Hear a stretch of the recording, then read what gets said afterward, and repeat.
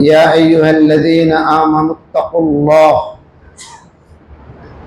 حق تقاته ولا تموتن إلا وأنتم مسلمون وقال رسول الله صلى الله عليه وسلم ألا فزوروها فإنه تزهد عن الدنيا وتذكر الآخرة وقال عليه الصلاة والسلام أن لكل قوم عيد وهذا عيدنا درود شريف পড়েন اللهم صل على محمد وعلى آل محمد كما صليت على إبراهيم وعلى آل إبراهيم إنك حميد مجيد اللهم بارك على محمد وعلى آل محمد كما باركت على إبراهيم وعلى آل إبراهيم إنك حميد مجيد أستغفر الله ربي من كل ذنب وأتوب إليه لا حول ولا قوة إلا بالله العلي العظيم মালিক মাহে মুবারকের 30 তারিখ জুমার দিক দিয়েও আখেরি, রমজানের দিক দিয়েও আখেরি, আযানের সাথে হাজিরা দেওয়ার তৌফিক দান করেছেন আলহামদুলিল্লাহ। আজকে চাঁদ দেখা না গেলেও কালকে ঈদ। আরবি মাস হয় 29, 29, 28 হয় না, 31 হয় না। ইংরেজি মাস 28 হয়, 31 হয়, বাংলা মাস 32 হয়, তবে আরবি মাস 28 নয়, 31 নয়, হয় 29, 32। যেহেতু আজকে 30 তারিখ, চাঁদ দেখা না গেলেও আগামীকালকে আমাদের ঈদ। এই জানালাগুলো দরজাগুলো খুলে দাও। আমরা যারা ঈদ করব, বিশেষ করে পুরুষরা, ঈদ তো মহিলারাও মহিলা হিসাবে আনন্দ করবে। আমরা যারা ঈদগাহতে আসব, আমাদের কি করণীয়, কিভাবে করব, এটা তো জানার বিষয়। সংক্ষেপে লম্বা চড়া আলোচনা কিতাবে 1 নম্বর হলো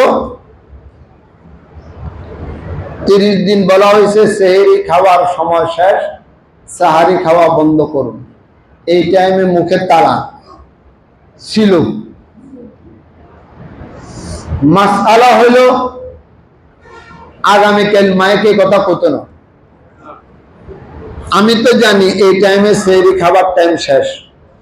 যদি আমি জাগ্রত থাকি, উঠতে পারি, এই টাইমে সর্বপ্রথম একটা খেজুর খাইয়া হইলেও এই কথা বুঝানো বিজাতিদেরকে, অতদিন তোরা খাইছ, আমাদের মুখে তালা ছিল, আজকে থেকে আমার মালিক বলছে, হাবিব বলছে, আজকে থেকে রোজা নাই, তোদের মুখে তালা, আজকে আমরা রোজা ভাঙ্গি, সুন্নত আদায় করলাম।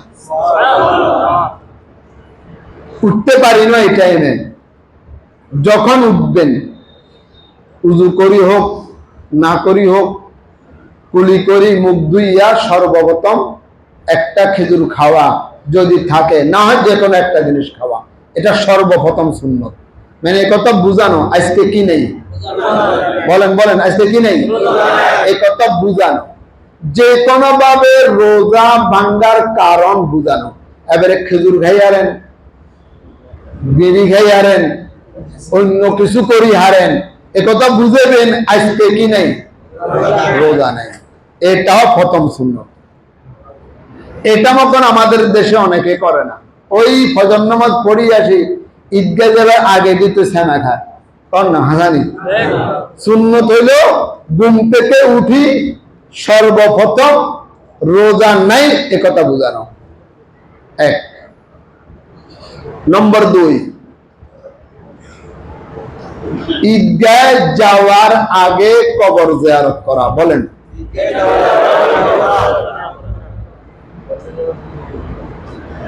আমরা অনেকেই ঈদগাহ থেকে আসি, কবর জিয়ারত করি। কবর জিয়ারত হবে, নিয়ম হবে না। ওর কথা কয় না।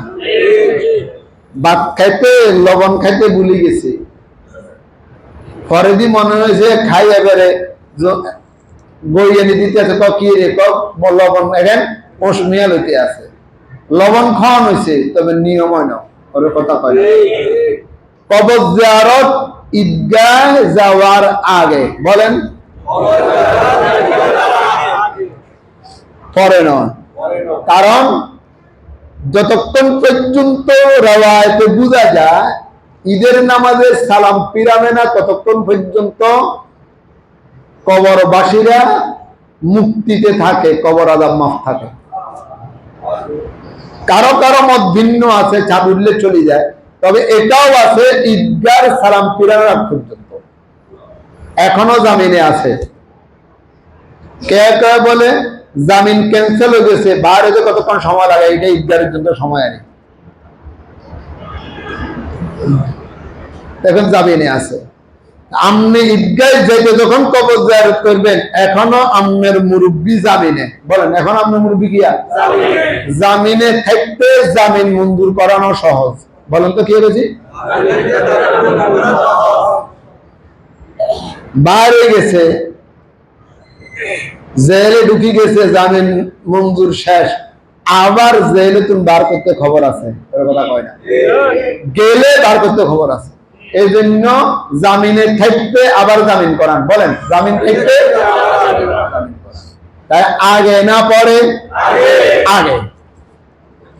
কবর জিয়ারতের সঠিক নিয়ম, কবরস্থানে যাইয়া প্রথমে কিছু পড়বেন না, কিছু পড়বেন না। যতক্ষণ আল্লাহ আপনাকে সময় দেয়, 10 সেকেন্ড, 15 সেকেন্ড, 20 সেকেন্ড, আধা মিনিট, 1 মিনিট, কিছু না পড়িয়ে চুপচাপ দাঁড়িয়ে থাকবে, একবারে কিছু না পড়িয়া। যখন আপনার সময় শেষ হয়েছে, এরপরে আপনি পড়া আরম্ভ করেন।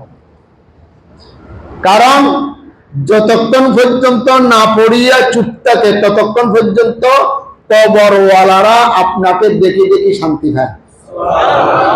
পড়া আরম্ভ করলে ভদ্দা পড়িয়া যায়। আমনের বাপে, আমনের মা, আমনের আত্মীয় আরে আসলি, তোরে একটা না বালা মতো দেখলাম না। এই জন্য যাইয়া সাথে সাথে পড়বেন না কিছুক্ষণ অপেক্ষা করবেন, তারপরে পড়িয়েন। কথা কি বুঝেছেন ভাবছি? কে কি বুঝছেন? আত্মন্ত করে বুঝছি। যাইয়ে পড়বেন না কিছুক্ষণ অপেক্ষা করে পড়বেন। কেন? কবরওয়ালারা আমাদেরকে দেখি শান্তি পায়। আমার নাতি আসছে, আমার ছেলে আসছে, আমার অমুক আত্মীয় আসছে। কি পড়বেন? যা পারেন তা পড়বেন। বলেন, যা পারেন। বেশি কিছু না বললে একবার সূরা ফাতিহা, 3বার সূরা ইখলাস করেন। হাদিসে আছে, মান যারা কবরা আবওয়াইহি কুল্লা জুমা,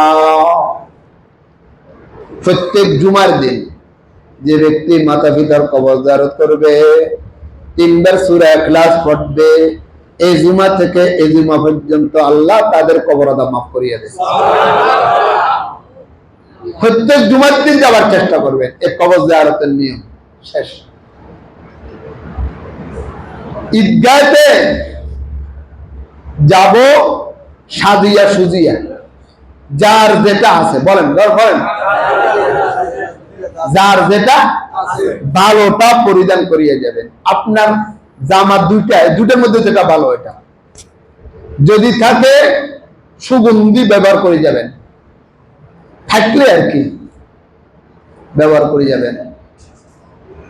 যাবেন ডান রাস্তা, আসবেন রাজ রাস্তা, রাস্তা দুটা, ঈদগাহ যেতে এক রাস্তা, আরেকটা রাস্তা, তাহলে এক রাস্তা দেবেন, আর রাস্তা একটা, তো যেতে এই ফাটে গেলে দেন, আসতে ফাটে আসতে দেন হয়ে গেছে। আস্তে আস্তে তাকবীর বলিয়া। বলেন, জোরে তাকবীর বলা বিদআত। রোজার ঈদে, কোরবান ঈদে আস্তে বলন বেদাত। ওরে কোন সা কি কইছি? রোজার ঈদে জোরে বলান বিদআত, কোরবানি দে, আস্তে বলা বেদাত। আস্তে ওই তাকবীর যেটা আমরা পড়ি আর কি, আল্লাহু আকবার, আল্লাহু আকবার, লা ইলাহা ইল্লাল্লাহ, আল্লাহু আকবার, আল্লাহু আকবার, ওয়ালিল্লাহিল হামদ, এমন জামা গায়ে দিয়ে যাব না যে জামায় মুসলমানের মুসলমানিত্বের ঘরে আঘাত আসে। ছবি লাগানো জামাও বলে বাইরেছে এই ঈদে, মানুষের ছবি লাগানো জামা।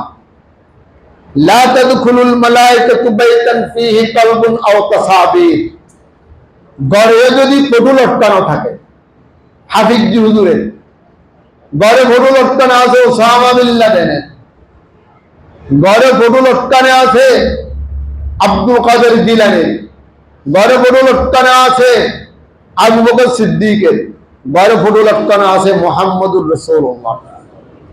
তোমার ঘরে রহমতের ফেরেশতা প্রবেশ করবে না। থাকতো মোদির জিয়ার, খালেদা জিয়ার, হাসিনা।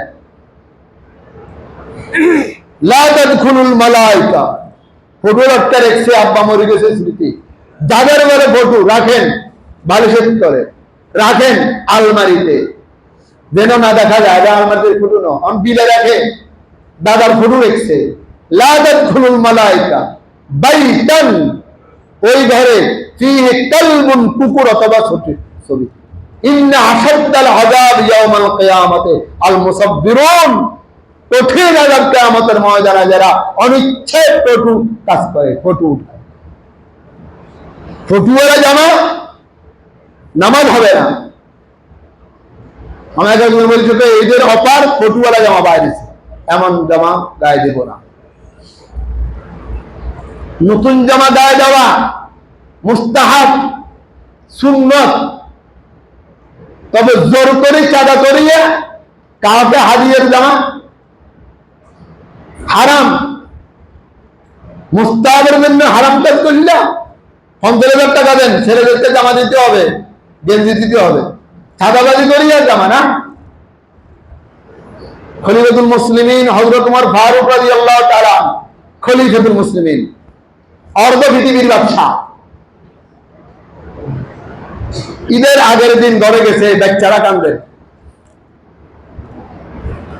বাচ্চারা কাঁদে যে সবাই নতুন জামা ব্যবস্থা হয়েছে, আমাদের নতুন জামা নেই। মার কাছে বাচ্চারা কান্দি কান্দি কর, কে? অর্ধ পৃথিবীর প্রেসিডেন্টের ছেলেরা, আমাদের নতুন জামা নাই। হযরত ওমর ফারুক রাদিয়াল্লাহু তাআলা আনহু খেজে বসছে, বাচ্চারা ভাসে, মায়ে খানা দিচ্ছে, তো মারা ছেলেরা আবদার বাপের কাছে বলে, ঈদের একটা আনন্দ, ছেলেদের জন্য নতুন কাপড় চোপড়ের ব্যবস্থা করে। খলিফাতুল মুসলিমিন হা না কিচ্ছু বলে না, চুপ মারে শুনে গেছে, চলে গেছে।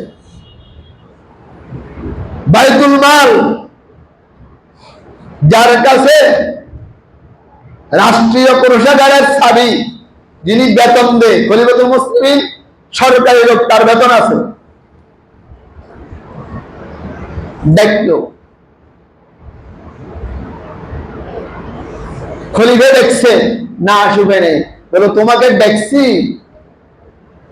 একটা আবদার করার জন্য, আমার বাচ্চারা বলছে নতুন কাপড় চোপড় গায়ে দেবে, আমার কাছে তো পয়সা নাই, কিভাবে নতুন কাপড় চোপড় পরিধান করবো? তো তুমি এই মাসের বেতন তো নিয়ে নিছি, আগামী মাসের বেতন থেকে কাটে রাখি, আমাকে অগ্রিম কিছু বেতন দাও আমার বাচ্চাদের নতুন কাপড় চোপড়ের জন্য।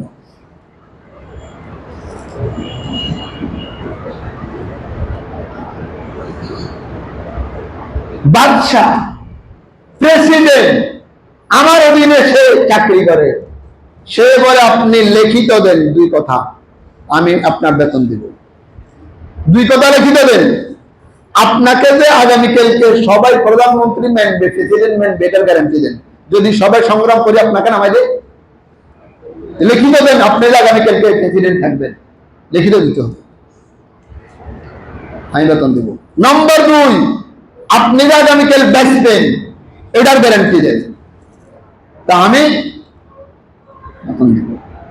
আরেক কথাও আছে, আপনাকে দিলে তো আরো মানুষ আবদার করবে যে প্রেসিডেন্টকে দিলাম অন্যদেরকে দিলাম না, এটা তো স্বজনপ্রীতি হবে, এটা তো বৈষম্য হবে। খলিফাতুল মুসলিমিন সাথে সাথে সেজদা পড়ি কান্না আরম্ভ করছে।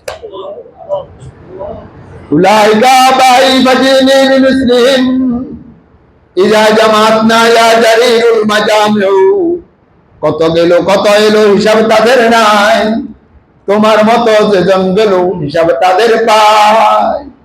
যে আমার মতো আমার ফারুকের অধীনে চাকরি করি, আমাকে বলে আপনি আগামীকাল বেচবেন কিনা গ্যারান্টি দেন, আপনি আগামীকালকে প্রধানমন্ত্রী থাকবেন কিনা গ্যারান্টি দেন, আমার ছেলেদের জন্য ঈদের জামা কাপড় কিনা সম্ভব হচ্ছে না, আর আমাকে বলে বৈষম্য, আমি একটা প্রেসিডেন্ট, যে আমার অধীনের ব্যক্তি শরীয়তের ব্যাপারে অত কট্টর, শরীয়তের ব্যাপারে অত মজবুত, মালিকের দরবার বলবো মালিক আমি চেষ্টা করছি আমার খেয়া ভট্টা কোরআন হাদিস অনুযায়ী পরিচালনা করতে করতে আলহামদুলিল্লাহ। চাঁদাবাজি করে নতুন কাপড় চোপড় কি পাবে?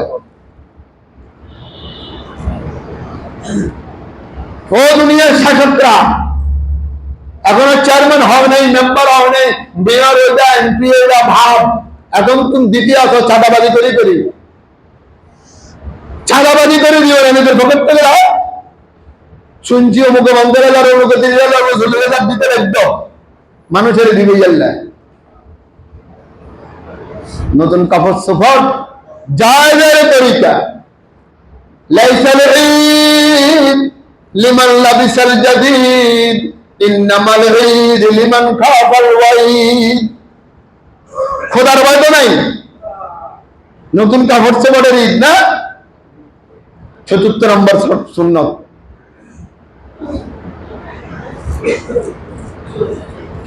সম্ভব হলে নিজের পাড়া প্রতিবেশীর গরিব অসহায়দেরকে নিয়ে নাস্তা করিয়ে, গরিবদের বলাই এনে রে চল আমগো করে নাস্তা করতে, জিয়ারে কে বলায় না, ওরে বুঝেন একটা লোক নেই সমাজে, কে বলায় না, একটা লোক আছে নি, আমার বাড়িতে আছে, আমরা বাড়িতে না দেখতে পারে, আমি ফজর পড়ি যাতে হাতে রাতে করে লই যায়, আর নাস্তা করো, আমি লই যাই, আমি কালকে নিব ইনশাআল্লাহ। কুঙ্গা জিয়ারে কেউ ডাকে না, সবাই ডাকে, এমন লোক আছে জিয়ারে বাদ দেন না, আপনি খালি জিয়ারে ডাকে, জিয়ারে কেউ ডাকে না, মূল্য নাই, তাকে নিয়ে একটু নাস্তা করিয়ে। নবীর সুন্নত আদায় হবে ঈদের দিনের সুন্নত।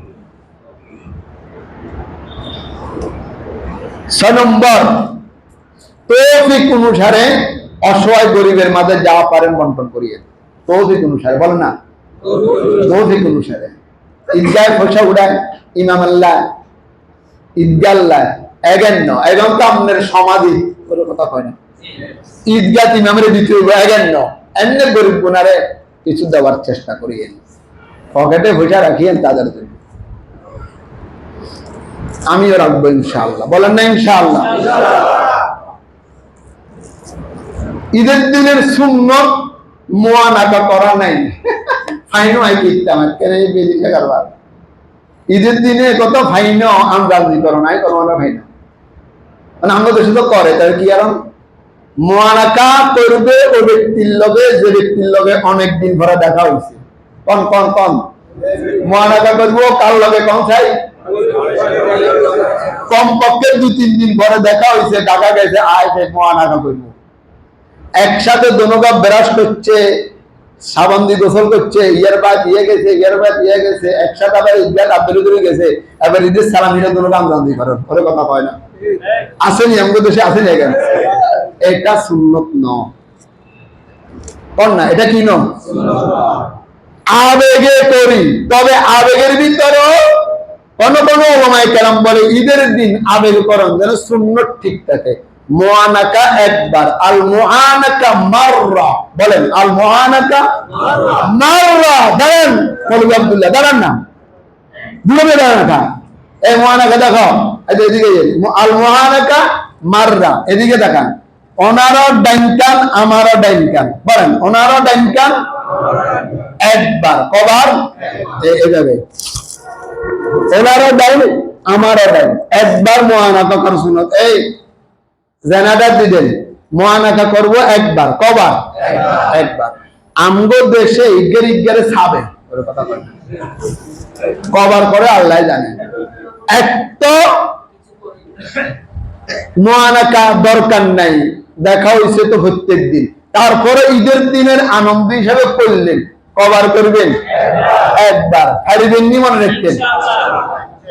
তিনবার করলে এটা সুন্নত নয়, এটা বেদাত। ঈদের সুন্নত বয়ান করিয়ে ওর কথা হয় না। কি বয়ান করিয়ে? ঈদের সুন্নত বয়ান করিয়ে।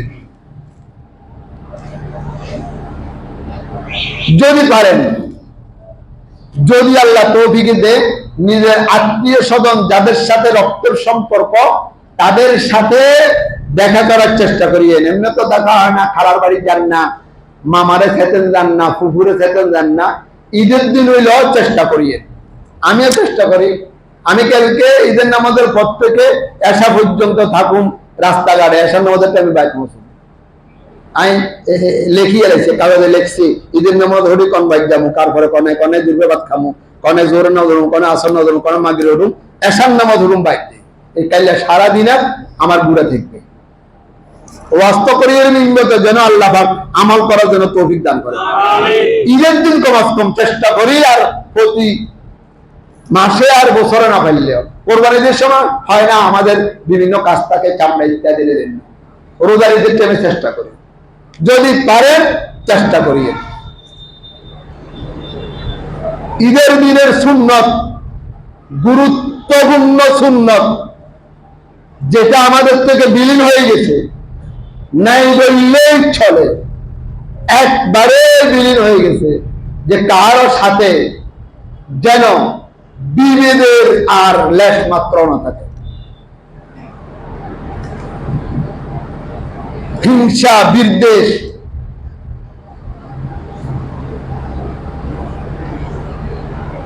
এমনি উর্ফে দি আমদানি করে, এই আমদানির দাম নেই। दिल मिलन, दिल से दिल मिल गया तो रब्त कायम होगी। दिल मिलन लिख देना, दिल मिलेगा ना बदन मिलेगा, कौन रब नहीं। मुफ्ती शफी रहमतुल्लाह अलैह मारिफुल कुरानेर मुसन्निफ, 8 খণ্ড বলিয়া মিস্টার ফাউন্ডেশন থেকে বাংলা করছে। এটা মদিনা জিয়ারত করতেছে, মদিনা শরীফে নবীকে সালাম দিচ্ছে। যারা গেছেন জানেন, যারা জান না শুনেন, আল্লাহ সবাইকে যাওয়ার তৌফিক দান করেন। এটা হলো মাক্কারা, এটা হলো নবীর রওজা, এটা নবীর রওজা। তো এই বাবু সালাম দিয়ে ঢুকলে কুদ্দুর আইলে মানুষের দুবেক করিয়ে না, হাতের মাধ্যমে ভোদ্দা দিছি, কেউ ভেটে চলে যায়, কে আর বেশি ইয়ে। তখন এভাবে দুবার ছিল কিনা আমার জানা নাই, এখন এভাবে দুবার হয়েছে। কে আর ঘেসি একবারে গিল্লাছে, ওই দেশি পুলিশেরা মতোয়ারা খাইছে, ইয়া হাট ইয়া হাট ইয়া হাট, মানে সামনের দিকে খালি হাঁটাইতে আছে। কে আর বেশি সালাম দিতে দিতে যায়, দায় নাই মসুন্ডু ফটো উডার, আর কে দূরে দিয়ে যায়। তো সবাই তো গেছি গেছি যেতে আছে নবীর মহব্বতে, মহব্বত বাপরে কি। মুফতি শফি রহমতুল্লাহ আলাইহি গেছি যান না, একটু দূরে দিয়ে যায়। বেশি কাছে দিয়ে গেলে যদি নাকি ব্যাধি হয়ে যায়, না জানি সুয়াদব হয়ে যায়। তবে দিল সরোয়ার মহব্বত নিয়ে জিয়ারতে দিচ্ছে, সরোয়ার মহব্বত নিয়ে দূরে দিয়ে যান, কাছে দিন। যখন নবীর রাওজা পরিমাণ আসছে, হঠাৎ রাওজার থেকে আবার বাইরেছে, শফি তুমি শারীরিকভাবে আমার থেকে দূরে, কলব হিসাবে তুমি আমার কলিজার ভিতরে আছো। বুকে বুকে মিলাবেন, দিল মিলাবেন না, এটার নাম মুনাফিকি। দিল মিলান, বুক মিলাতে হবে না। স্টিলে সবাই ঐক্যমত হইলাম, বাস্তবে ঐক্যমত হইলাম না, জান্নাতে ঐক্যমত নয়। ঐক্যমত্য বলে দিল মিলছে কিনা সবাই দেখেন আপনি। হিংসা বিদ্বেষ দূর করেন, ভ্রাতৃত্ব অকুঙ্গত বনুঙ্গত নিয়ে সামনে ছাড়েন, ঈদের হাকিকত প্রকাশ করে। আমদানি করলাম, মিলে দিলাম, অনেক সময় সালিসে দুজন করতে কিয়া করি দেয়, এই মিলানোর কোনো লাভ নেই, এর কথা কয় না, দিছে আর মিলে না, কিন্তু বাস্তবে জনগণ পরিষ্কার হয়ে গেছে, এটার নাম মিল। দিল মিলান। আল্লাহ আমাকেও অন্তর থেকে হিংসা বিদ্বেষ দূর করিয়া অকুঙ্গত ভ্রাতৃত্ব নিয়ে চলার বলার তৌফিক দান করেন। আরো অনেক সুন্নত আছে, শুনবেন, জানবেন, তাড়াতাড়ি উড়া, গোসল করা ইত্যাদি ইত্যাদি, এগুলা বলবে, জানবেন। আমাদের এখানে ঈদের জামাতের এলান হয়েছে 8টা বাজে, কালকে দুজনে করে বলুন 8টা কোন তাড়াতাড়ি জানি হিসেব কহেন, খালি এনে কর আর সব জায়গা 8:30 কোন কোন আর কিছু কর না, মানে কোন তাড়াতাড়ি জানি আয় গেছে, এটা ঠিক আছে জুমাত কমু কোন কি কর কোন না কোন 8টা থাকতো, হ্যাঁ 8টায় নাকি একজন দুজনে কইছে আরে কোন অধ্যায় তো 8টার ভক্তে, তাই আর কি 8:30 দিকে যেতাম। ঠিক আছে, আমাদের এখানে 8টা বাজে, কালকে ছাত্ররা 8টা কিনলে করে, এটা মাকসাদ নেই না, দুইশের কাছে ছাত্র থাকবো তো এই জন্য বাধ্য পারলাম কি আল্লাহ 8টা কর, ওর কথা কয় না।